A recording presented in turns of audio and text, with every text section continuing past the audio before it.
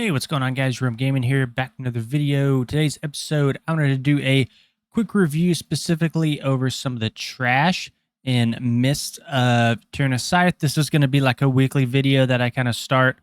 We're going to kind of rotate between like bosses and trash. We're going to mix up different dungeons. And we're going to try to do like the whole 9 yards, of course, before the season ends. But this is just going to be like a weekly series that we're starting. And just going to try it out, kind of see how it goes. So getting into the trash here right off the bat, you can see we pulled 3 spike claws, a couple soul cleavers, and a villager.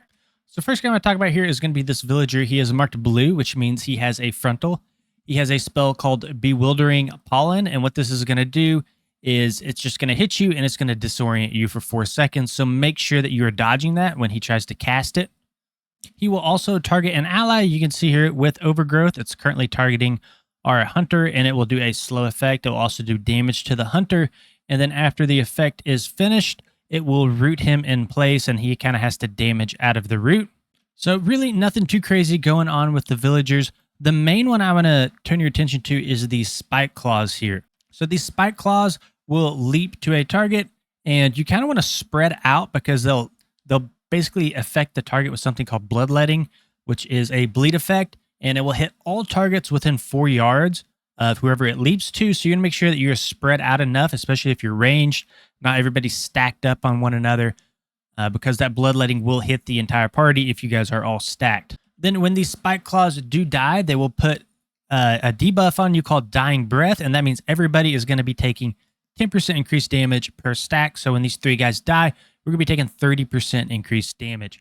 So that's why it can be very scary to pull too many spike claws, because that does stack and it can get very sketchy very quickly, especially on higher keys. And then as a healer, you will have a big dispel, and that's going to come from the soul cleavers here. So you'll see it here. It kind of pops up.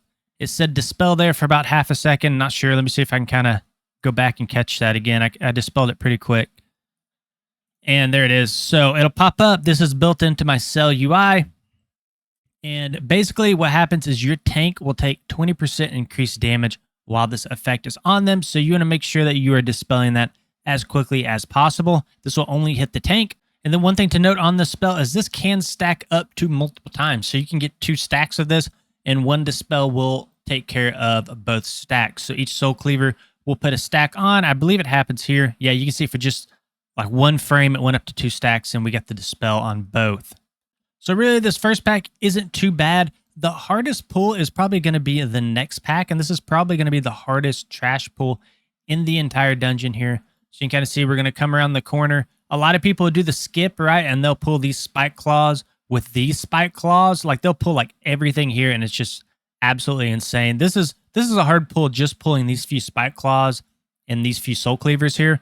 But we do have a new mob being introduced to the group, and we do have a harvester here. So everything else will remain the same, right? We want to be dispelling the soul cleavers. We want to be spaced out a little bit for the spike claws. We don't want to be getting hit with the frontal from the villager. So the harvester has 2 things that you can interrupt. Number 1 is going to be Spirit Bolt, and that's just like a targeted damage, almost like a Shadow Bolt. And you can kick that, but you want to make sure that somebody in your group has a kick for a spell called Harvest Essence. So we'll kind of get into the pull here. So you can see right off the bat, there is the Spirit Bolt. And then we'll see. So there's the pollen, right? There's the frontal. Let's see if we can get a Harvest Essence. So right there in orange. So this is Quasi's frames. And any sort of like major kick is going to be in orange.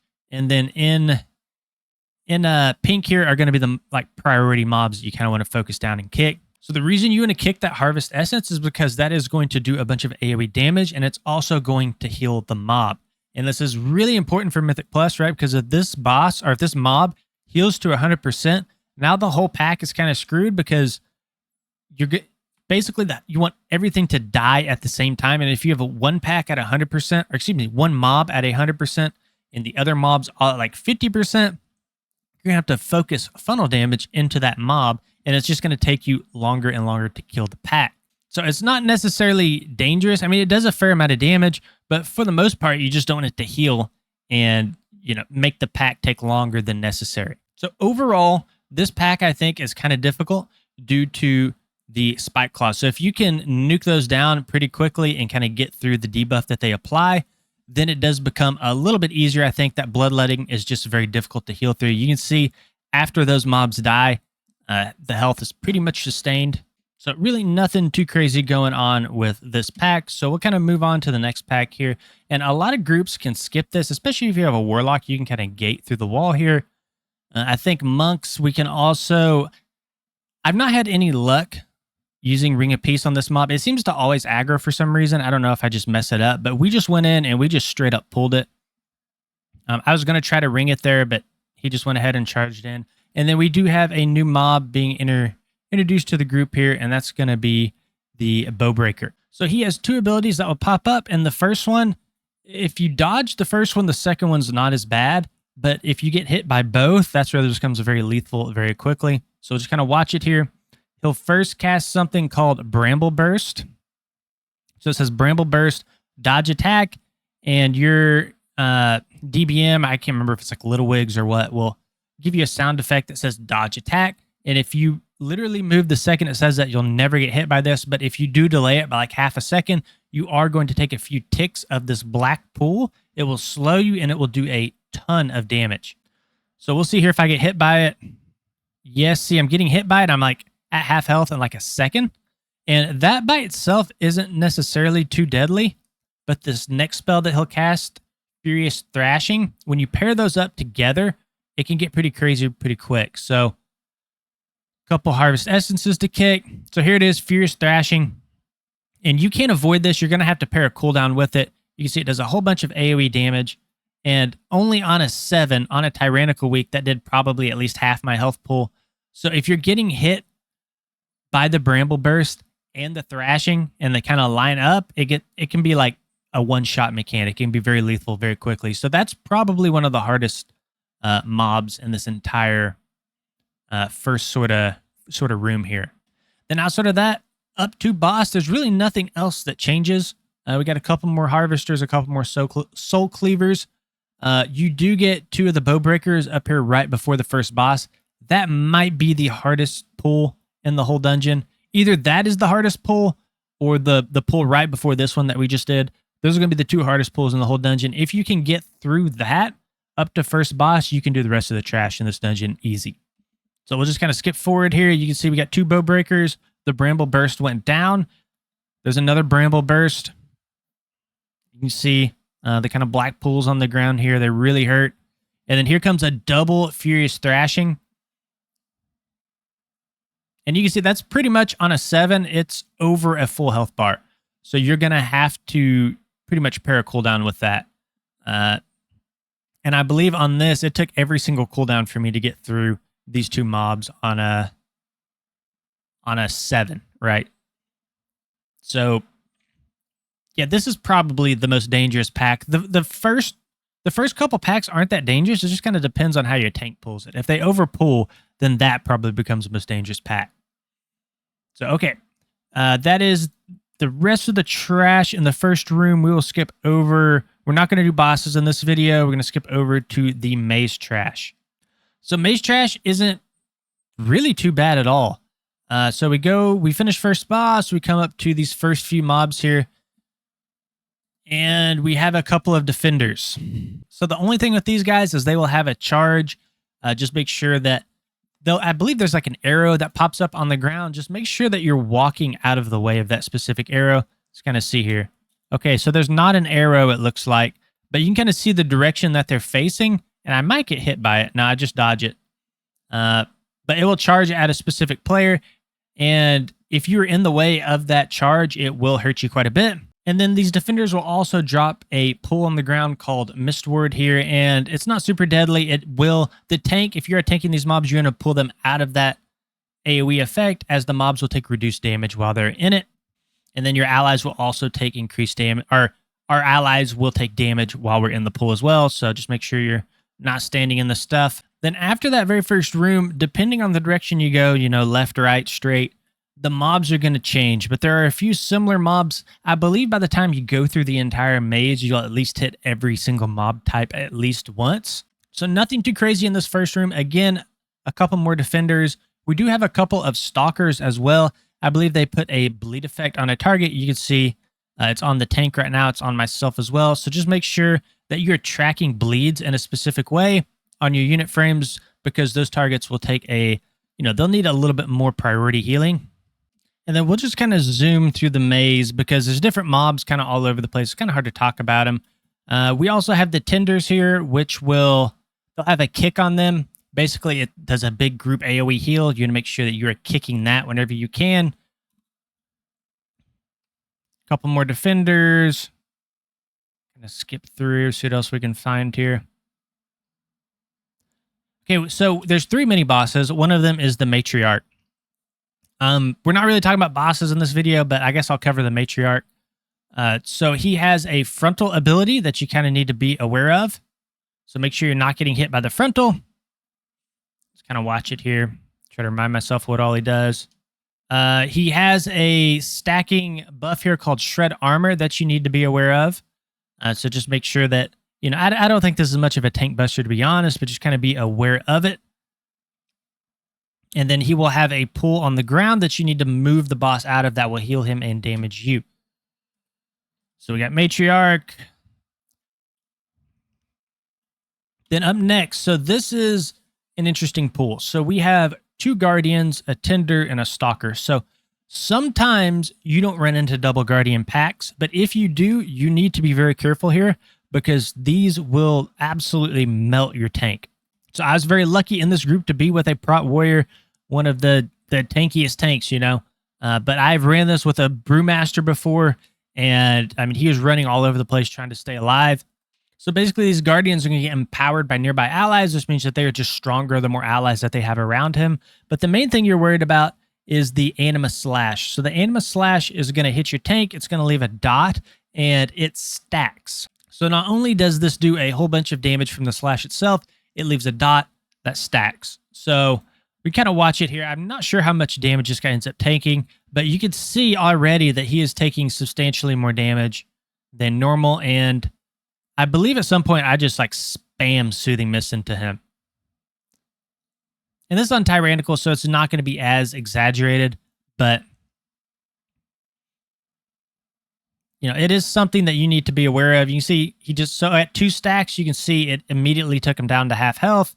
And I'm spamming Soothing Mist, and I still can't quite get him topped up. So not a big deal, probably on a 7, but you will notice it on higher keys, especially if you've never seen it before. It's one of those things that can kind of sneak up on you. All right, now for these guys, you have a Staghorn and 2 Acid Gullets. So the Acid Gullets don't have anything that you need to interrupt, but they do have a big AoE, and the AoE is called Volatile Acid. So you can kind of see it here on the side, and it just kind of goes out and it does a whole bunch of ticking damage. Make sure that you are tracking that on your unit frames. This is very important to know because it does a very substantial amount of damage on fortified weeks. It's probably going to be one of the main things to watch out for in these packs. And then the Staghorn has 2 kicks. He has a shield, and he also has a heal. So make sure you are kicking the Staghorn. So nothing too crazy going on there, I don't believe. There's Volatile Acid. So you can see it goes out on myself. And I will say this, I did mispronounce that earlier. So Volatile Acid is it only hits a single person for a lot of single target damage. If anybody stands near you in that circle, they will be hit as well. The one I was talking about earlier is Acid Nova, and that just kind of goes out. So that goes out on all 5, and then we do have a single target. It has the same icon, it's just colored differently. So I got them kind of mixed up. But this one will go on a single person. Make sure you're spreading out from the rest of the group, and you will need to pump single target healing into whoever has this. So this is another one that you're going to make sure you're tracking on your unit frames in some specific way. This will one-shot somebody in higher keys. Yeah, so we got that. Let's go into the next pack here. Okay, so we have a Gorger and some larvae here. So for the larvae specifically, when you kill them, there will be pools of kind of poison that go out on the ground. Make sure you don't stand in those pools. The Staghorn we already talked about, just make sure you're kicking that. And the Gorger, we'll probably see it here in a second. He will put a big green circle on the ground. There it is right there. You're going to make sure that you're moving out of it. If it does hit you, not only will it do a whole bunch of damage, but it will knock you in a specific direction, and it can knock you off the side here and you will have to run back. It's a very long run if you don't get the respawn point, so be very careful of that. Then outside of that, we do have a couple of reavers here, and I believe they just kind of pat around the room. So sometimes they can pat into you in the middle of a hard pull and kind of mess things up a little bit. So be careful of those. I don't think they do anything crazy. They just do like a decent amount of single target damage. And I believe they also apply a slow effect on targets. Then yeah, outside of that, there's nothing new. I ended up dying to something there. So that acid, if you stand in it, it does an insane amount of damage. Like it will almost one-shot you just standing in it. So let's see if I can show it here. Yeah, you can see I'm like, what the heck? So you can see here, it's kind of hard to see. I'm just like, apparently I'm barely in this pool here. 1, 2, I'm dead in like under a second. So make sure you're not standing in that.